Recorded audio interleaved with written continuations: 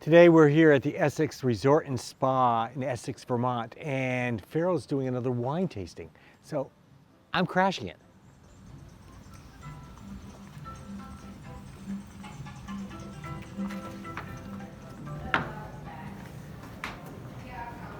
Hi, wine tasting? Yeah, so you can go through there. I'm good. I got a pass.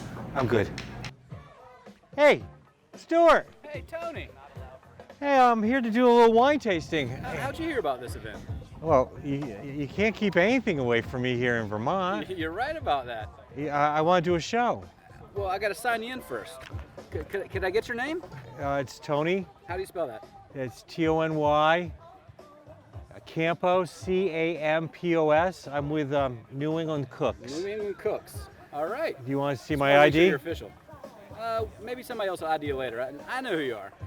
Good afternoon, everyone. I am here with Lynn George of Jackson Family Wines, and we're here to talk about some of her brands and what's really clicking right now. It's really clicking. Well, what's really clicking is white wines. There we go. You know, here we are. It's September 17th. It is indeed. 85 degrees out.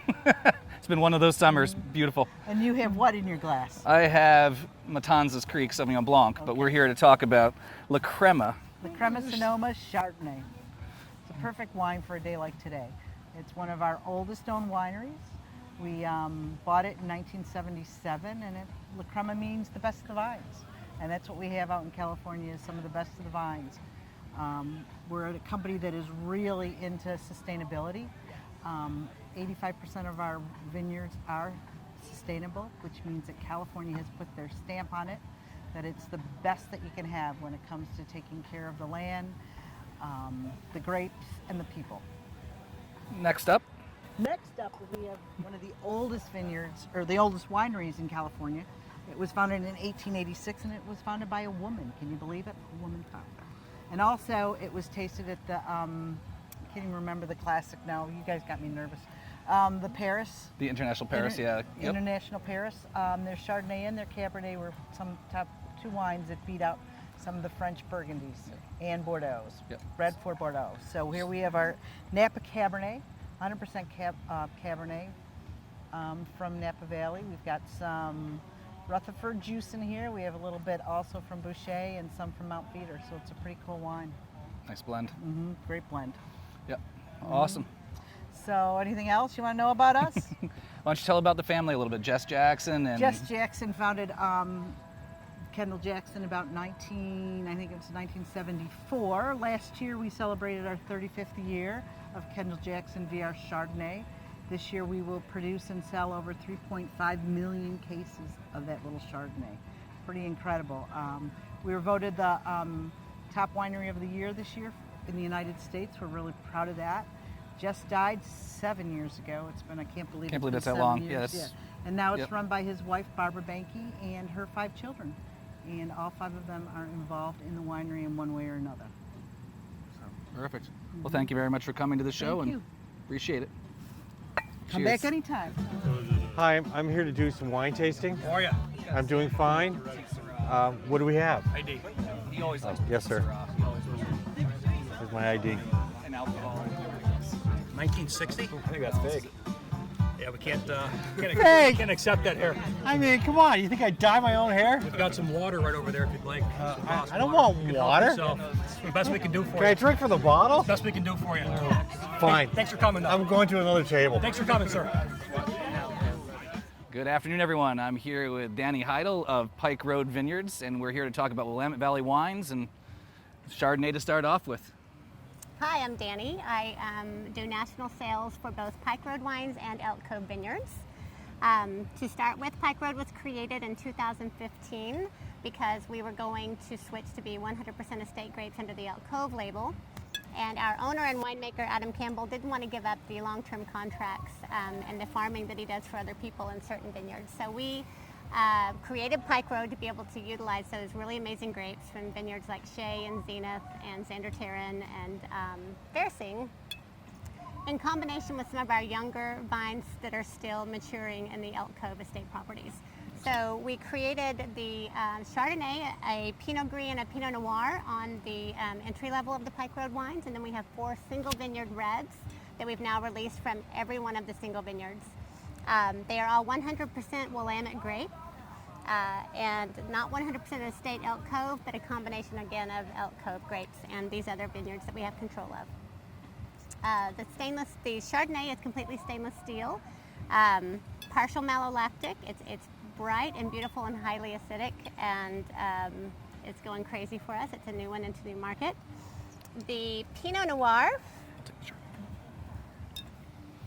is obviously our top seller of the entire line. This has got a lot of Mount Richmond grapes in it, which is one of our single vineyards under Elk Cove, and then a little bit from all of the other vineyards as well. The name Pike Road came from an actual road that runs in front of the Mount Richmond vineyard, and it goes through a lot of the different vineyards in the Yamhill Carlton area. And most of these wines are from Yamhill Carlton. We have one from Eola Amity Hills, and then we've got one from the Chehalem AVA as well on the single vineyards. We have a tasting room in Carlton, so if you come out to Oregon, come through the town of Carlton and let Donald know, and I will take care of that tasting for you. Anyone that can come, is always welcome. We'd love to take care of you. Excellent. Well, thank you very much for coming here today. You're very welcome. Thanks Appreciate for having it. me. Good afternoon. I have the pleasure of being here with my best friend and employee with me, Stuart Timmons. We've gone back with Farrell's 10 plus years now. That's right. And been part of the whole wine development program at Farrell Distributing. We're here kind of talking about a cult winemaker. So Donald, these guys know who I am. They do. I'm on the show all the time with Tony. I used to be. But thanks for having me. You got it. Yeah, I should introduce Donald. So this is I'm the Donald old guy. I'm the old McDonald Stuart. III. He used to spend time with Tony. Now it's my show, right, Tony? All right, great. So today we're going to talk about a couple of the wines from Orange Swift. Winemaker Dave Finney got his start when he went to Italy on an exchange program with one of his college roommates and fell in love with wine there. Came back to California, started making some wine really on his own, sort of off the cuff, and has quickly turned into one of the highest rated winemakers in California. So the wine I have here is the 2016 Mannequin Chardonnay.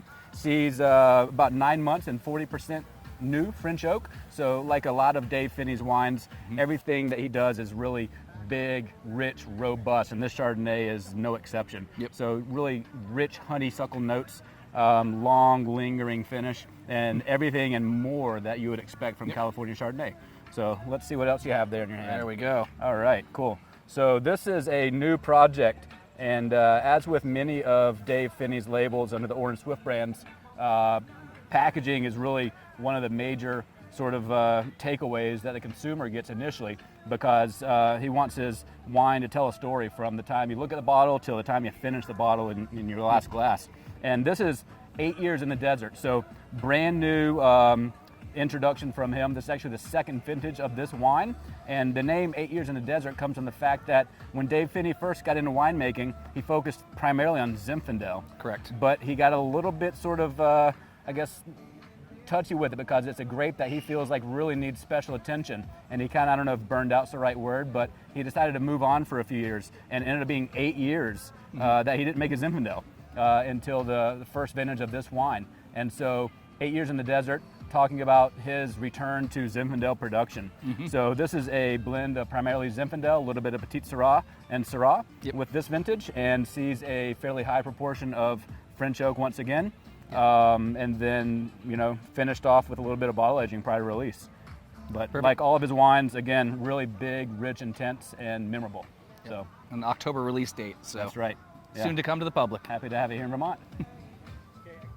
So I'm here with Taylor Cameron, another one of our Farrell employees, and we have a couple wines today from Sicily, up on the side of Mount Etna, and I'm going to let Taylor start off by talking about Tornatore Bianco. All right.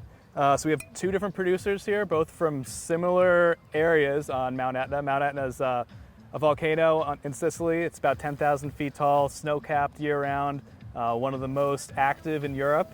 It's really incredible sight to see, and also home to some of the oldest vineyards in Europe, one of which dates back about 2,000 years, which we'll talk about in a moment here. The appellation is a big circle with the volcano right in the center of it. Both of these wines are coming from the north side of that.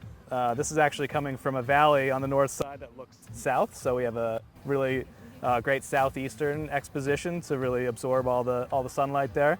Tornatore has been farming for about 100 years or so, but they have planted a new vineyard of Caricante, which is the grape variety in this bottling right here. So this is all Caricante in stainless steel with a little bit of skin contact and a little bit of neutral oak as well. So really delicious wine. Pretty cool bottling. Bianco from Etna is quite rare. We're lucky to have a pretty good supply of this one here. So more importantly, I love hearing about Mount Etna, but I didn't realize there was snow on the top of it. Can we go skiing next time we go there? Absolutely, All yep. right, And in good. Corsica as well. Yeah, sounds like a I'll good bring my trip. split board. Terrific. So this wine here is the Vignetti Vecchio Schiare Vive. So this Schiare, Vignetti Vecchio is the name of the producer. It's a husband and wife team that found a 120-year-old block of Nerello Mascalese, which is the traditional grape variety for red production on Etna. They started making wine from this block about 10 years ago. He was a retired pilot and she was an archery instructor of all things, so they found their way to wine in some way. Their winery is about 10 feet by 10 feet, smallest winery I've ever seen, very small production. This is the majority of what they make. Schiare is in reference to a single lava flow that they've planted on. So this comes from a lava flow that is specific in that it's at a certain elevation and the soil is a certain age too. So in Etna they break it up into what's called contrada instead of a single vineyard.